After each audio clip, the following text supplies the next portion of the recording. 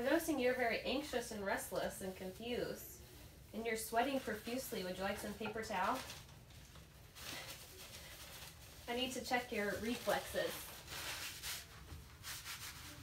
And you're having muscle spasms.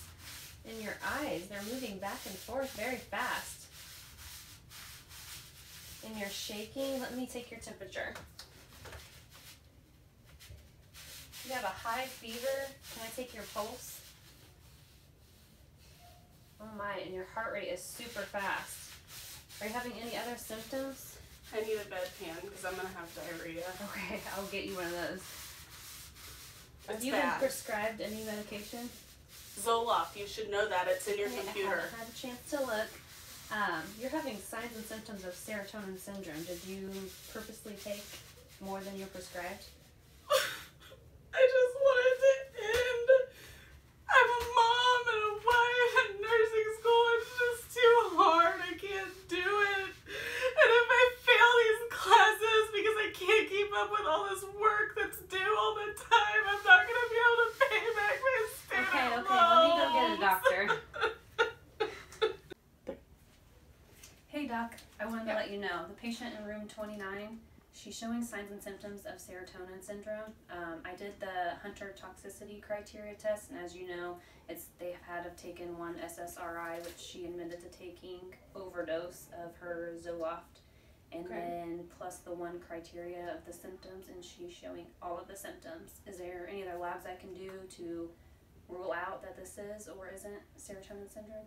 Well, there aren't any definite diagnostic labs, but you will want to check her liver and kidney function because SSRIs are metabolized in the liver and excreted through the renal system. Okay, I will get on that. Thank you. Oh, hello. What is wrong with me? Well, I'm your doctor. It shows here that you're showing signs of Serotonin Syndrome. What is that? So pretty much you have too much serotonin in your body, which serotonin is primarily produced in the intestinal cells, and it helps regulate GI motility, vasoconstriction, uterine contractions, bronchoconstriction, attention, behavior, and thermoregulation. Okay. So pretty much that's why you feel like you really need to go to the bathroom right now? You have some diarrhea? Yeah. Yeah, and your heart rate's jumping and your pupils are kind of jumping back and forth. Mm-hmm. Okay, yeah. And all of those symptoms right there? Okay. That's why those are happening. Okay.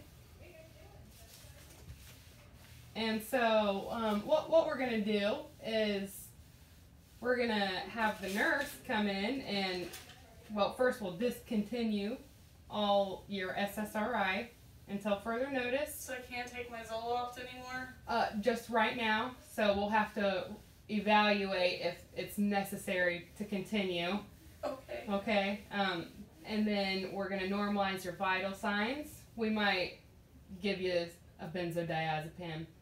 Okay. You know, you're a little agitated and restless right now. Yeah. We should probably calm you down. Okay. I'm sure the nurse will appreciate that. Okay.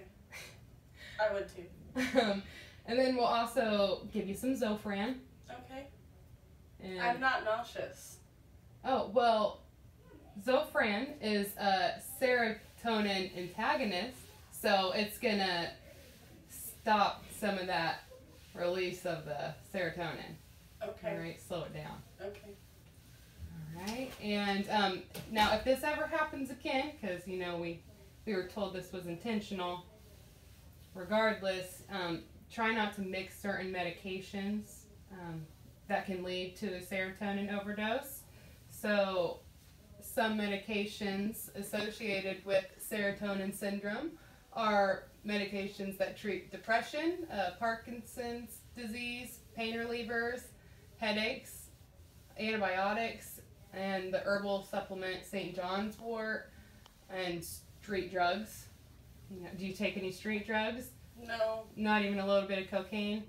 No. Okay. So, well, don't start, and also avoid ecstasy and amphetamines. Well, there was that one time. But I won't do it again. Oh, okay, good. Good. Well, if you do it again, you increase your risk of disseminated intravascular coagulation. It's pretty much a fancy term for some blood clots. Rhabdomyolysis, which is death of muscle fibers that release into the bloodstream, causing kidney failure. And metabolic acidosis, renal failure, myoglobinuria, which is presence of muscle fiber in your urine, and acute respiratory distress syndrome. Okay. Okay? Well, let's not do this again.